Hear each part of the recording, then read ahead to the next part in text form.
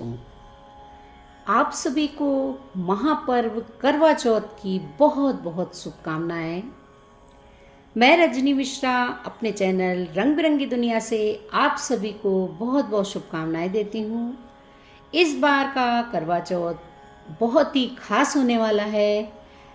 ऐसा मान रहे हैं लोग, आचार्य लोग, कि सूर्य देव देंगे इस बार आशीष। तो आइए जानते हैं कि करवा चौथ की व्रत कथा क्या है। करवा चौथ की व्रत कथा एक नहीं, दो नहीं, तीन नहीं, बल्कि 4 प्रसिद्ध लोक कथाएं हैं। तो आइए जानते हैं। क्योंकि करवा चौथ में कई सारी लोक कथाएं प्रचलित हैं, तो यहाँ 4 कथाएं मैं आप लोग को बता रही हूँ। सबसे पहले मैं पहली कथा सुनाने जा रही हूँ। एक बार पांडु पुत्र अर्जुन तपस्या करने नीलगिरी नामक पर्वत पर गए। इधर द्रौपदी बहुत परेशान थी।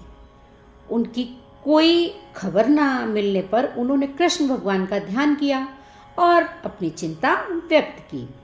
भगवान श्री कृष्ण ने कहा, बहना, इसी तरह का प्रश्न एक बार माता पार्वती ने शंकर जी से भी किया था। तब शंकर जी ने माता पार्वती को करवा चौथ का व्रत बतलाया था। इस व्रत को करने से स्त्रियां अपने सुहाग की रक्षा हर आने वाले संकट से बचाती हैं अपने पति को, जैसे एक ब्राह्मण ने की थी। प्राचीन काल में एक ब्राह्मण था, उसके 7 लड़के और एक गुणवती लड़की थी। एक बार लड़की मायके में थी, तब करवा चौथ का व्रत पड़ा। उसने व्रत को विधि पूर्वक किया। पूरे दिन निर्जला रही, कुछ खाया पिया नहीं। पर उसके 7 भाई परेशान थे कि मेरी प्यारी बहन को प्यास लगी होगी, भूख लगी होगी, पर बहन चंद्रोदय के बाद ही खाती। जब उसने कुछ नहीं खाया तो एक भाई पीपल के पेड़ पर छलनी लेकर चढ़ गया और दीपक जलाकर छलनी से रोशनी कर दी। तभी दूसरे भाई ने नीचे से बहन से कहा, देखो बहन, चंद्रमा निकल आया है, भोजन कर लो, भोजन कर लो। बहन ने भोजन ग्रहण किया। भोजन ग्रहण करते ही उसके पति की मृत्यु हो गई। अब वह दुखी हो विलाप करने लगी। तभी वहां से रानी इंद्राणी निकल रही थी। उनसे उसका दुख न देखा गया। ब्राह्मण कन्या ने उनके पैर पकड़ लिए और अपने दुख का कारण बताया। तब ब्रह्माणी ने बताया, तूने बिना चंद्र दर्शन किए हुए करवा चौथ का व्रत तोड़ दिया है, इसलिए ये कष्ट मिला है। अब तू वर्ष भर की चौथ का व्रत नियम पूर्वक करना, तो तेरा पति जीवित हो जाएगा। उसने इंद्राणी के कहे अनुसार चौथ व्रत किया तो पुनः वह सौभाग्यवती हो गई। इसलिए प्रत्येक स्त्री को अपने पति की दीर्घायु के लिए ये व्रत अवश्य करना चाहिए। द्रौपदी ने यह व्रत किया और अर्जुन सकुशल मनोवांछित फल प्राप्त करके वापस लौट आए। तभी से अपने अखंड सुहाग के लिए हिंदू महिलाएं करवा चौथ का व्रत करती हैं। तो ये थी पहली लोक कथा। अब मैं करवा चौथ की दूसरी पौराणिक कथा सुनाती हूँ। बहुत समय पहले की बात है। एक साहूकार के 7 बेटे और उसकी एक बहन करवा थी। सभी 7 भाई अपनी बहन से बहुत प्यार करते थे, यहाँ तक कि वे पहले उसे खाना खिलाते और बाद में स्वयं खाना खाते थे। यहाँ तक कि वे पहले उसे खिलाते और बाद में स्वयं करते। एक बार उसकी बहन ससुराल से मायके आई हुई थी। शाम को भाई जब अपना व्यापार व्यवसाय बंद कर घर आए तो देखा कि उसकी बहन बहुत व्याकुल थी। सभी भाई खाना खाने बैठे और अपनी बहन से भी खाने का आग्रह किया, लेकिन बहन ने बताया कि आज उसका करवा चौथ का निर्जल व्रत है, खाना सिर्फ चांद को देखकर ही वो खाएगी। क्योंकि चंद्रमा अभी तक नहीं निकला था, इसलिए वह भूख प्यास से व्याकुल हो उठी थी। उसके छोटे भाई को अपनी बहन की हालत देखी नहीं गई। वह पीपल के पेड़ पर एक दीपक जलाकर चढ़ गया और छलनी की ओट में रख देता है। दूर से ही देखने पर वह ऐसा प्रतीत होता है कि जैसे चतुर्थी का चांद उदित हो रहा हो। इसके बाद भाई अपनी बहन को बताता है कि चांद निकला है, तुम उसे अर्घ देने के बाद भोजन कर सकती हो। बहन खुशी के मारे सीढ़ियों पर चढ़कर चांद को देखती है, उसे अर्घ देती है और अर्घ देने के बाद भोजन कर सकती थी। उसने भोजन किया। बहन खुशी के मारे सीढ़ियों पर चढ़कर चांद को देखती है और अर्घ देकर खाना खाने बैठ जाती है। पहला टुकड़ा मुंह में डालती है तो उसे छींक आ जाती है, दूसरा टुकड़ा डालती है तो उसमें बाल निकल आता है, और जैसे ही तीसरा टुकड़ा मुंह में डालने की कोशिश करती है तो उसके पति की मृत्यु का समाचार आ जाता है। वह बौखला जाती है। उसकी भाभी उसे सच्चाई से अवगत कराती है कि उसके साथ ऐसा क्यों हुआ। करवा चौथ का व्रत गलत तरीके से टूटने के कारण देवता उससे नाराज हो गए थे और उन्होंने ऐसा किया था। सच्चाई जानने के बाद करवा निश्चय करती है कि वह अपने पति का अंतिम संस्कार नहीं करेगी, अपने सतीत्व से उन्हें पुनर्जीवन दिलाकर रहेगी।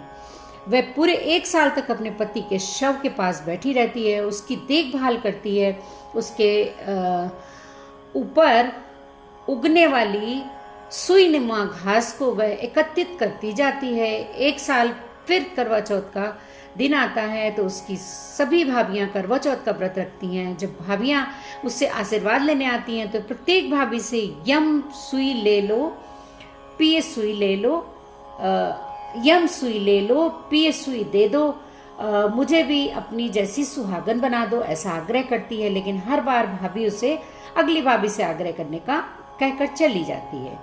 इस प्रकार जब 6ठे नंबर की भाभी की बारी आती है तो करवा उससे भी यही बात कहती है। तो यह भाभी उसे बताती है कि चूंकि उससे छोटे भाई की वजह से उसका व्रत टूटा था, इसलिए अतः उसकी पत्नी में ही शक्ति है, वह तुम्हारे पति को दोबारा जीवित कर सकती है। इसलिए जब वह आए तो उसे पकड़ लेना, और जब तक वह तुम्हारे पति को जिंदा ना कर दे उसे नहीं छोड़ना। ऐसा कहकर वह चली जाती है। सबसे अंत में छोटी भाभी आती है। करवा उनसे भी सुहागन बनने का आग्रह करती है, लेकिन वह टाल मटोली करने लग जाती है। उसे देख करवा उन्हें जोर से पकड़ लेती है और अपने सुहाग को जिंदा करने के लिए कहती है। भाभी उससे छुड़ाने के लिए नोचती घसोटती है, लेकिन करवा उसे नहीं छोड़ती है। अंत में उसकी तपस्या को देख भाभी पसीज जाती है और अपनी छोटी उंगली को चीरकर उसमें से अमृत उसके पति के मुंह में डाल देती है। करवा का पति पुनः तुरंत श्री गणेश कहता हुआ उठ जाता है। उस समय प्रभु की कृपा से उसकी छोटी भाभी के माध्यम से करवा को अपना सुहाग वापस मिल जाता है। हे श्री गणेश, माँ गौरी, जिस प्रकार करवा को चिर सुहागन का वरदान मिला वैसा ही सभी सुहागन के साथ करना। करवा चौथ की तीसरी पौराणिक कथा इस कथा का सार यह है कि शाक प्रस्थपुर वेद धर्मा ब्राह्मण की विवाहिता पुत्री वीरवती ने करवा चौथ का व्रत किया था। नियमानुसार उसे चंद्रोदय के बाद भोजन करना था, परंतु उससे भूख नहीं सही गई। वह व्याकुल हो उठी। उसके भाइयों से अपनी बहन की व्याकुलता देखी नहीं गई और उन्होंने पीपल की आड़ में आतिशबाजी का सुंदर प्रकाश फैलाकर चंद्रोदय दिखा दिया और वीरवती को भोजन करा दिया। परिणाम यह हुआ कि उसका पति तत्काल ही अदृश्य हो गया। अधीर वीरवती ने 12 महीने तक प्रत्येक चतुर्थी का व्रत रखा। करवा चौथ के दिन उसकी तपस्या से उसका पति पुनः जीवित हो गया। और अब आती है चौथी पौराणिक कथा। पुराणों के अनुसार करवा नाम की एक पतिव्रता धोबिन अपने पति के साथ तुंगभद्रा नदी के किनारे स्थित गांव में रहती थी। उसका पति बूढ़ा और निर्बल था। एक दिन जब वह नदी के किनारे कपड़े धो रहा था, तभी अचानक एक मगरमच्छ वहां आया और धोबी के पैर अपने दांतों में दबाकर यमलोक की ओर ले जाने लगा। वृद्ध पति यह देख घबराया। जब उससे कुछ कहते नहीं बना तो वह करवा करवा कहकर अपनी पत्नी को पुकारने लगा। पति की पुकार सुनकर धोबिन करवा वहां पहुंची तो मगरमच्छ उसके पति को यमलोक पहुंचाने वाला ही था। तब करवा ने मगर को कच्चे धागे से बांध दिया और मगर को लेकर यमराज के द्वार पहुंची।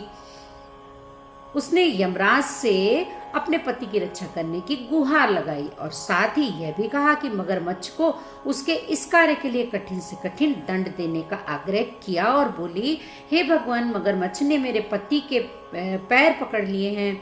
आप मगरमच्छ को इस अपराध के दंड स्वरूप नरक भेजे थे।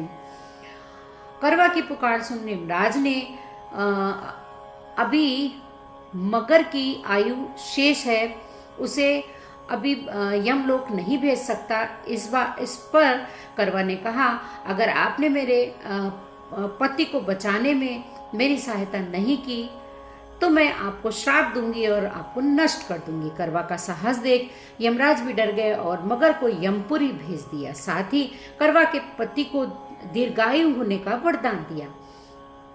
तब से कार्तिक कृष्ण पक्ष की चतुर्दशी को करवा चौथ व्रत का प्रचलन हुआ, जिसे इस आधुनिक युग में भी महिलाएं अपने पूरी भक्ति भाव के साथ करती हैं और भगवान से अपने पति की लंबी आयु की कामना करती हैं।